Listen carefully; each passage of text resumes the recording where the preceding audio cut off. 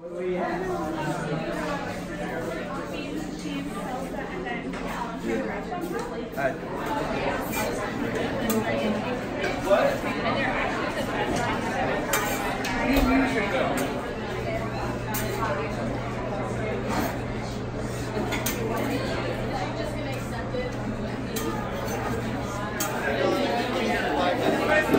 is it?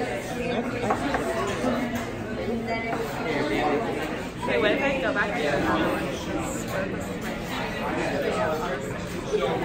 The main takeaway when we look at our dietary past over 3.5 million years is what we have been able to do, and it's an amazing story, is use our brains to create technologies and behavior patterns that allow us to overcome our physical limitations and access increasingly nutrient-dense resources from our environment, and most importantly, transform those resources into the most nutrient-dense, bioavailable foods for our bodies possible. That's it. And that story is awesome.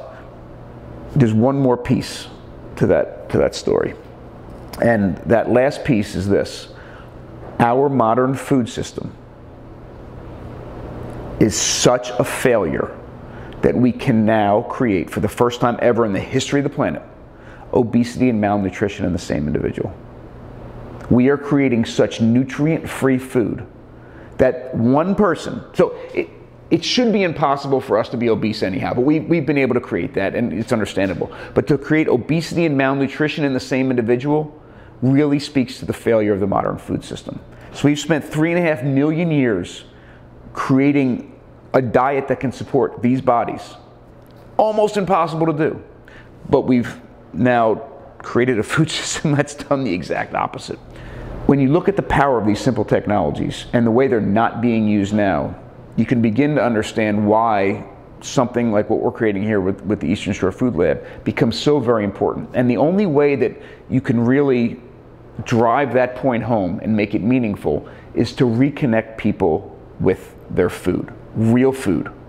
I don't mean just following a recipe and measuring this and putting it in and throwing this on. I mean connecting people with food in a real meaningful way, the way we used to be connected with food.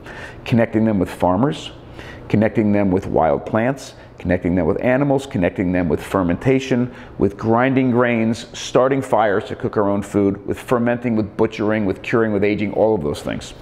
And the idea of the Eastern Shore Food Lab is to connect people with food in real meaningful ways, and through that process, through the connection with food, done the right way, connecting them with everything else it means to be human, connecting them with their environment, reconnecting them with their diet and health, reconnecting them with their community, and even reconnecting them with themselves.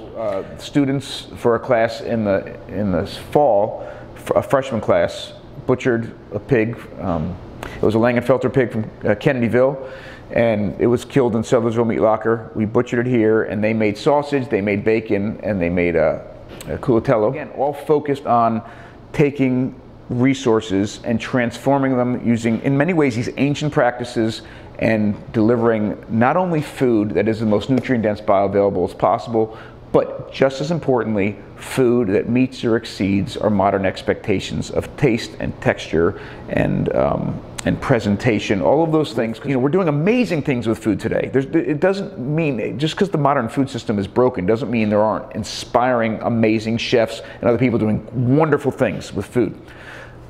Fusing those two things together to create something, you know, whether it be a dish or a movement that meets or exceeds both our biological needs as humans and our cultural needs as humans. So, my goal is to put as many students through these doors in all sorts of different ways, whether it's in an intensive way as an intern, whether it's through a semester, whether it's through you know, an individual class that we're having. No matter what, bring as many students we can through these doors from as many different majors and disciplines as possible, so that they spend time, again, no matter how long that time is, in here and see the world through entirely new eyes, and then walk out and then change the world in their own way, through their own disciplines. So if they become teachers or lawyers or politicians or whatever, using that, you know, that reconnection that we can offer here is really, really dramatic and groundbreaking. And some of them walk out and don't change the world that way, but they feed their families different, you know, in a very positive way in another several years. Then we've done our job, and that's absolutely fantastic. So we are trying to bring as many people through here and do all sorts of engaging, you know, in many ways, I don't want to overstate it, but I truly believe in it, life-changing ways, whether it's foraging through Chestertown, or butchering an animal for the first time, or if it's as simple as making a pizza entirely from scratch. You know, all the different threads that leads to, all the different ways that touches and impacts issues of ethics and sustainability and diet and health they're truly transformative. I know there's a huge movement now away from meat eating.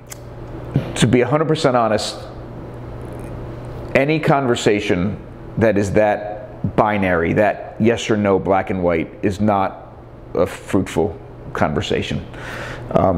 I feel the same way about 100% vegan movement as I do about 100% carnivore movement. That neither of them, they're too polarizing, and they're not realistic. Neither of them are. It is true that we've been consuming meat for 3.5 million years. We've been consuming the entire animal for 2 million years. There is no doubt in my mind that the only way that we are here as a species is because we've been including animals in our diet for that long. I think we eat entirely too much meat, and I also think we eat entirely too little animal. And I know that sounds like, but it's 100% true. What we're doing with animals now is atrocious and criminal. The way that we are consuming animals is unethical and is unhealthy. But that doesn't mean we shouldn't eat animals. That means we're doing something wrong. The way that we've eaten animals in the past is we would go out, when we started hunting, probably around 2 million years ago, we would kill an animal, we would eat the entire animal, then we'd go out and kill another animal. I mean, this is how it works. That is nothing like how we eat animals today. Today we eat, if we eat meat, we eat 3 animals. We eat pigs, cows, and chickens. And more problematic, we eat the same cuts every week from the same animals, right? It blows my mind. That is the most wasteful, silly thing in the world. Plus, and this is one of the biggest issues from a dietary health level, if what I'm suggesting about a dietary past is accurate, and I truly believe that it is, but let's suggest that it is. The focus, the way that we've been able to get to where we are has been on creating technologies and behavior patterns that have allowed us to access the most nutrient-dense food and turn that into the most bioavailable thing for our bodies. If that's accurate, meat is a lot more nutrient-dense than no matter what you think about plants or fruits and vegetables, they're fantastic. What we have in the grocery stores is nowhere near as nutrient-dense as wild fruits and vegetables, nowhere near. But in either case, they're mostly water and air. They have wonderful minerals, they have wonderful vitamins, they have great things for us, but they are by no means nutrient dense. So if this nutrient density thing is a real thing, which it is, then we're throwing away the most important parts of the animal. We in North America eat about on average 55% of a pig and 50% of a cow. That's what makes it to the grocery stores. The other half of the animal goes to a lot of different things. Not in us. To eat animals in a way that we ate them in the past, we would be having a much different conversation right now about diet and health and sustainability and ethics. And that's the kind of conversation we need to have. But how do you have that conversation if you're talking to a group of people that have never even seen an animal butchered? That's why those conversations need to start with that connection, and that's what we're trying to do.